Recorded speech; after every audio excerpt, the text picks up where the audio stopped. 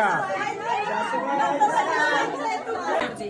प्रेमाची कविता, प्रेमाची लेख, वृषाली माझी लागते. हिरव्या चुड्याला हस